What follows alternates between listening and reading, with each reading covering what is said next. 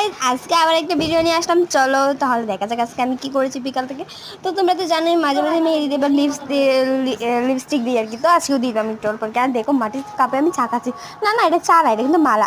তোমরা আগেও একটা ভিডিওতে হয়তো একটু দেখেছো ক্লিপে যে আমি মালা গাচ্ছিলাম। তো এটাই হচ্ছে সেই মালাটা যেটাতে আমি এখন মালা বানাবো। গাইস, এটা বানানো যে কি কষ্ট, যেহেতু এটা সুতা, আমি যেহেতু ওগুলো ফাইনাল সুতাতে বানাতে হচ্ছে, সুতাতে বানাতে আমার যে কি কষ্ট হচ্ছিল, কি পরিমাণ সেটা না দেখলে হয়তো বোঝা নেই। কাগজ পুড়ে তারপর গাম টাম লাগিয়ে এইভাবে লাগিয়ে দিয়েছি। আর দেখো মালাটা পরে পরে ফাইনাল লুকটি কত সুন্দর লাগছে। এটা কিন্তু আমি জানুয়ারির জন্য বানিয়েছি।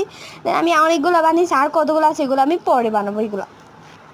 তো তারপর এগুলো বানানো শেষ হয়ে গেলো। দেখো এখন আমি আরও যে বাকি কতগুলো ছিল তো ওগুলোও নিয়ে নিচ্ছিলাম। আর এগুলো যে কত কষ্ট হচ্ছিলো পরিমাণ, তোমরা হয়তো বানালে বুঝতে পারবে আমার মতো। যাই হোক, যেভাবে হোক আমি বানাচ্ছি কষ্ট মষ্ট করে। তার এই দেখো আমার এখানে 3টা বানানো হয়ে গেছে, আর ওগুলো আমরা পরে বানাবো। এখন সময় নেই, আমাদেরকে যেতে হবে টেলার্সে।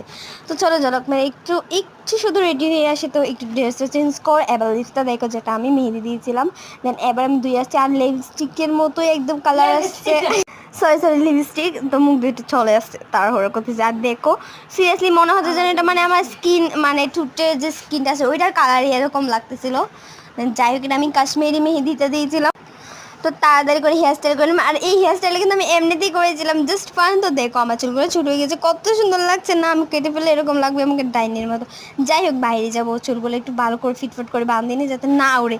আর তার জন্য আমি এইদিকে 3টা বলে আর মাথায় একটু হেয়ার স্টাইল করে নিলাম। তারপর ক্রিম দিয়ে দিলাম। আমি কিন্তু ক্রিম ইউজ করি বেশিরভাগ। আর একদম সাদা গেছিলাম, তারপর এগুলো আবার মুছেছি।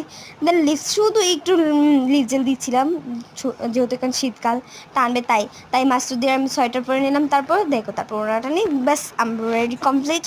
এবার চলো যাওয়া যাক আমাদের টেলার্সের দোকানে। আর তোমরা টেলার্সের ভিডিওটা অবশ্যই দেখেছো, আমি অনেক আগেই দিয়েছিলাম এই জামা কাপড়গুলো। তো আজকে আনতে রিসিভ করতে যাবো। ওখানে গিয়ে দেখি আমাদের দিকে একটা রাস্তা ছিল